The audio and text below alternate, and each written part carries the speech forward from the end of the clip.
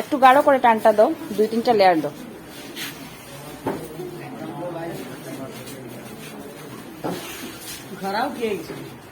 জল ঢালো, অল্প জল ঢালো, বেশি ঢালবে। হয়েছে হয়েছে হয়েছে।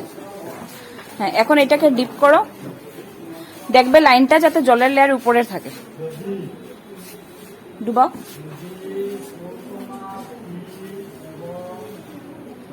একটু উঠাও, একটু উঠাও, উঠা, পুরো উঠিয়ে নাও। আর একটু জল দাও, একটু জায়গা দাগ উপরে আছে।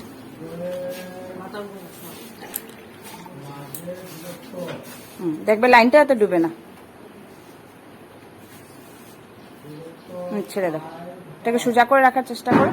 মিডিলে আসে নাকি?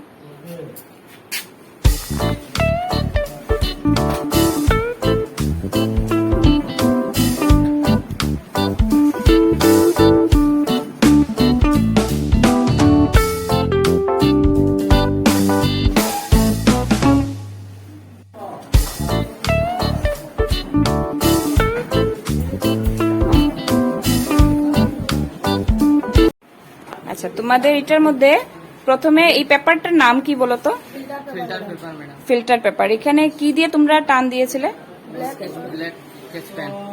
ব্ল্যাক কালারের ছিল। এখন কি কি কালার দেখা যাচ্ছে? এখন ম্যাম স্কাই কালার দেখা যাচ্ছে, পুরা লাল লালও না এটা, আর পুরা মানে ঠিক আছে, মানে মেইন কথা কি আমাদের কালো বর্ণ যেটা ছিল এটা এখন ধীরে ধীরে স্প্রেড হয়ে আমরা দেখো সবাই বিভিন্ন কালার দেখা যাচ্ছে। এটা আরো কতক্ষণ রাখলে আরো স্প্রেড হবে। তাহলে এই পদ্ধতিটার নাম বলো তো? বর্ণলিখন পদ্ধতি। বর্ণলিখন পদ্ধতি। বুঝা গেল জিনিসটা? ঠিক আছে।